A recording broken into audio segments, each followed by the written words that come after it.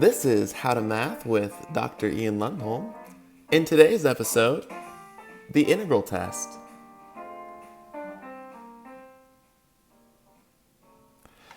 All right, there's hope, you guys.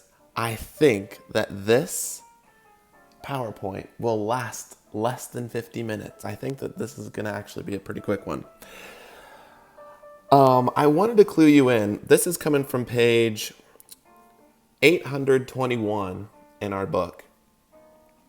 There is a really cool summary chart of all of the different convergence and divergence tests that we are about to talk to for the next few weeks. So far, we have talked about the nth term divergence test, even though we didn't necessarily give it that name. This applies to any series. It only determines whether a series will diverge, and that divergence condition is, well, do the terms in our series actually go to zero? Because if the terms in our series don't go to zero, then we have no hope of converging overall because the sum is not settling down at all. So we did talk about that in the last video. We also talked about geometric series in the last video. Remember, geometric series have a constant ratio between successive terms. And when that ratio, or the absolute value of that ratio, is less than 1, then the geometric series will converge. And we have this nice formula over on the right-hand side for what that geometric series will actually converge to. And it will diverge when the ratio's not less than 1. Today, we're going to be talking about the integral test, which allows you to use improper integrals to determine the convergence or divergence of a given infinite series. And so within that discussion, that's today, within that discussion, we're going to talk about p-series because, we use the integral test to determine whether p-series converge or diverge. And the direct comparison test, the limit comparison test, ratio test, root test, alternating series test, all of those we will cover in later videos. So without further ado, we're going to talk about the integral test, and then we'll also quickly go through how to use improper integrals to estimate the values of these infinite series. But I'm not going to have you guys solve problems with remainder estimates and all that kind of stuff. So here is a series that is new to us. It is the series where the terms look like 1 over n squared. This is different than a geometric series. The geometric series would look like 1 over 2 to the n and would have that constant ratio of 1/2 between successive terms. This one is, all of the perfect squares on bottom. So, this series would look like 1 over 1 plus 1 over 4 plus 1 over 9 plus 1 over 16, and so on. So this is a different kind of series that we haven't discussed too much yet. You can see that it's pretty similar to the harmonic series, because the harmonic series is just all of the, the counting numbers, the natural numbers on the bottoms of those fractions. So it goes 1 over 1, 1 over 2, 1 over 3, 1 over 4. This one's very much like the harmonic series, but maybe it has some hope for converging because these fractions are smaller than the ones that are in the, the harmonic series. So the way that we're going to solve this is using an integral test. And it's based on using our knowledge of Riemann sums. So when you look at the terms of this series, it looks an awful lot like a Riemann sum, right? We've got rectangles here that have a width of 1, and we're using a right-hand Riemann sum to determine the height of each of those rectangles. And you can see up here the continuous function that's analogous to this infinite series, that when we're using a right-hand Riemann sum, this function is always an overestimate of the right-hand Riemann sum. And much like the direct comparison test that we used when we were talking about improper integrals, if we can say that, the area underneath this blue curve is finite, well, then it's true that the infinite series will end up converging to some finite number as well. So that's a really cool way to use improper integrals to show that an infinite series will converge. Let's see here. So yeah, this is just showing out, the terms of a Riemann sum with a width of 1, where delta x is 1. Okay. We're going. And that's just saying what we just said, that the infinite series would be less than the comparable right-hand Riemann sum with this improper integral. There we go. Dun, dun. We've actually done this improper integral before and figured out that that improper integral was 1.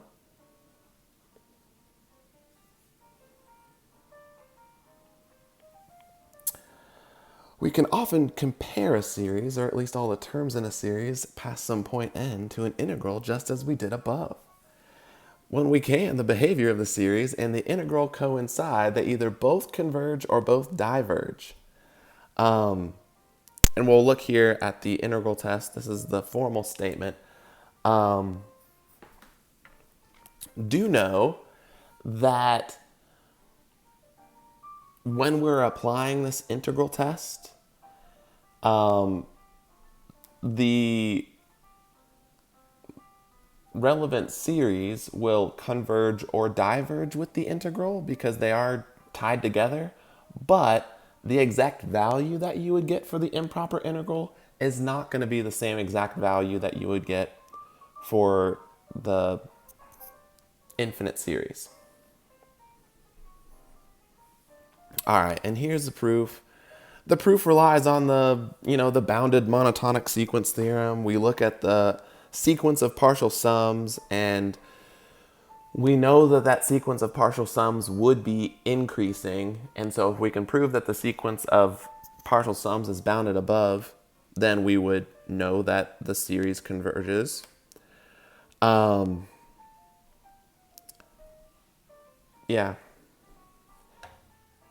We would use this kind of reasoning for evaluating whether, the series would diverge. If we found some function where we were using a left-hand Riemann sum and we were getting an underestimate of the area using the integral and an overestimate for the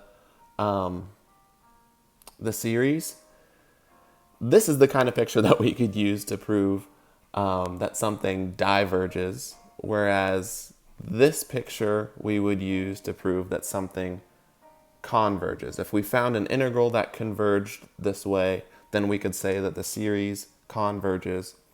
If we found a function, an improper integral whose area diverged, then we could say the series diverged here as well. And here's just saying that stuff in math. Looking at limits of partial sums again.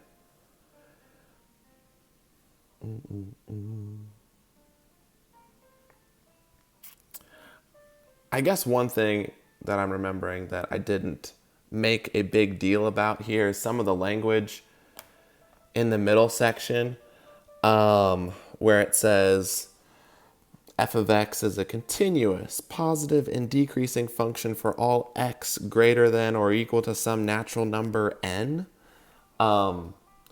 Really, we only have to pay attention to the tail end behavior of the integral and the series here, because that's what makes it either converge or diverge. You can, take off however many of the first terms of the infinite series you want before you start comparing it to an integral. But yeah, so the main thrust is the tail end behavior is the most important when looking at that language. Anyways. All right, now we're going to go here. This caution says what I've already said.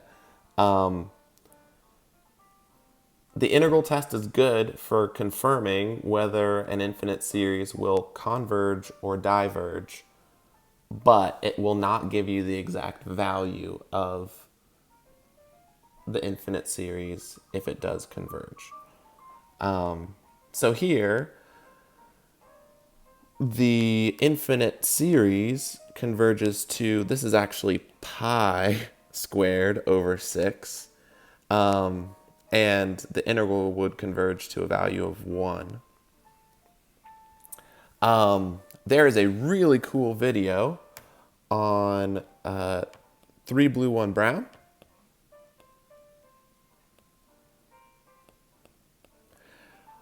about this series, often named Euler series, related to the Basel problem.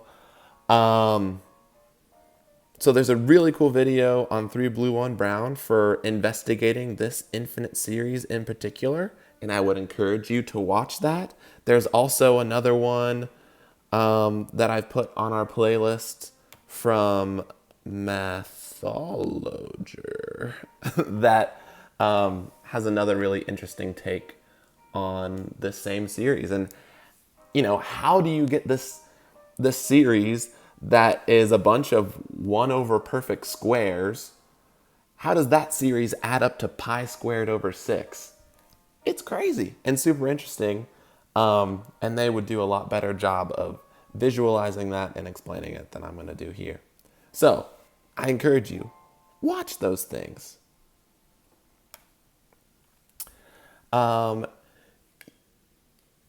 Example number 1, use the integral test to prove the divergence of the harmonic series. So the harmonic series is just 1 over n, right? Therefore, we would be using the function 1 over x to compare it to. And when you use the improper integral from 1 to infinity of 1 over x, when you take the antiderivative, you get ln, and as n goes to infinity, ln is going to diverge to infinity as well. So since, we're working with this improper integral that diverges,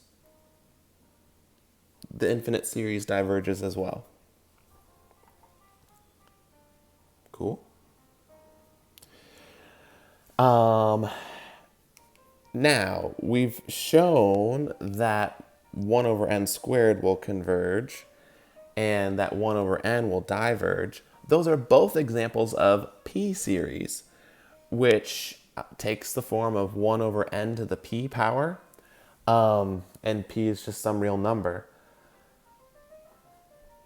It will be really nice for us if we do this problem in general for a p-series once, and then just remember those results whenever we're given any particular p-series. So we're going to solve this once and for all just using p. So we already know that the harmonic series diverges as one test case. But now let's try what happens if p is less than 1, or what happens if p is greater than 1.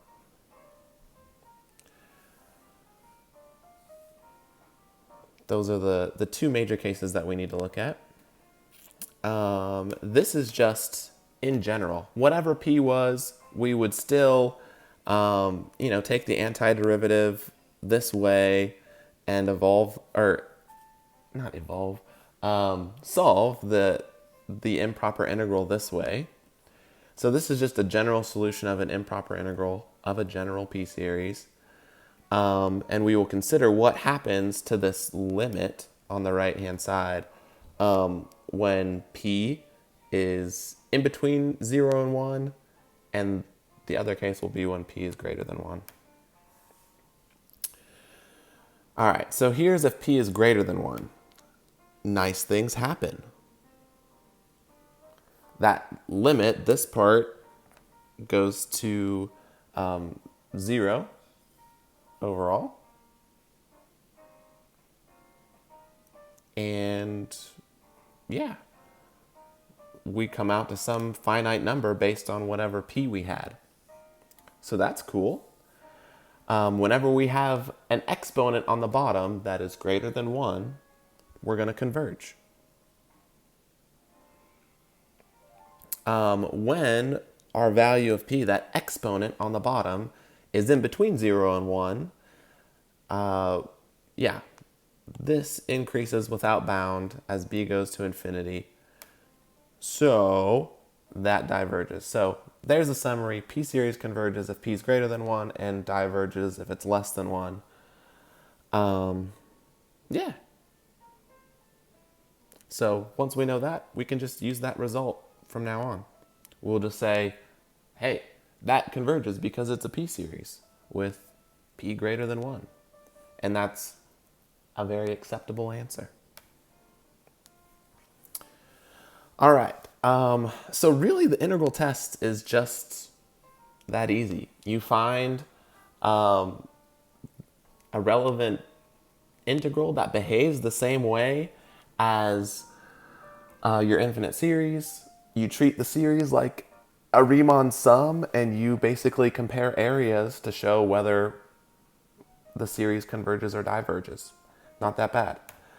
The series and remainders estimates get a little bit more technical, but while the integrals don't necessarily give you an exact value for what the series converges to, we can use those to get estimates for what the series converges to, as long as we, go out to enough terms. So yeah, this is just a little bit of math talking about giving the series an upper bound and a lower bound based on basically the right-hand rule versus left-hand rule, where you're starting your integral. That's what the picture looks like. So yeah, just kind of how you're lining the two things up. And so, yeah, you get this upper and lower bound, blah, blah, blah, blah, and we can use those to estimate what the nth partial sum of the series would actually be. So, for instance, if we look at, good grief, yikes. If we look at this sum, and we look at the partial sums here, we're asked two questions. The 10th partial sum is that, based on this, can you find upper and lower bounds for S? Okay. And then with what accuracy do we know S if we use the 10,000th partial sum estimate? So this is just a little bit of math, estimating these partial sums based on integrals. So there we go. There we go. We can make the following estimates. This says that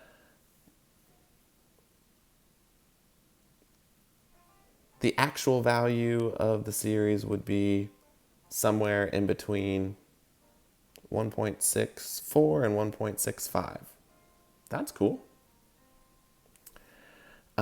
Here we've got it sandwiched again. And if we went out, I guess this is to the 1000th, we've got it sandwiched in much tighter. But yeah, this is a very accurate approximation to the exact value of pi squared over 6. And just real quick, this is actually where we're going to end. We'll look at the harmonic series just to show you how slowly the harmonic series diverges. You can go out to the first 1/1,000,000th terms and find that, partial sum for the first 100 or for the first 1,000,000 terms. And using an integral as an estimate, you get about 13.8, or about 14, really. That's pretty crazy. This number is supposed to go diverge off to infinity eventually. And even in the first 1,000,000 terms, we're still only at like 14, which is pretty crazy. If you use a computer algebra system to actually come up with the real 1/1,000,000th partial sum, rather than using an integral to estimate it, you get 14.393. And so you can see that the integral is actually a really good estimate on its own. And it just shows you how slowly the harmonic series actually diverges, which I thought was cool. And actually, that's it for today. But please go and watch the 3 blue 1 brown video on the Basel problem and the Mathologer video on this series. It's crazy to see how you get pi squared over 6. Really interesting stuff. All right. This has been How to Math with Dr. Ian Lundholm. Remember, you have online homework due for particularly section 10.3, and now you're ready to do it. I'll see you in the next one.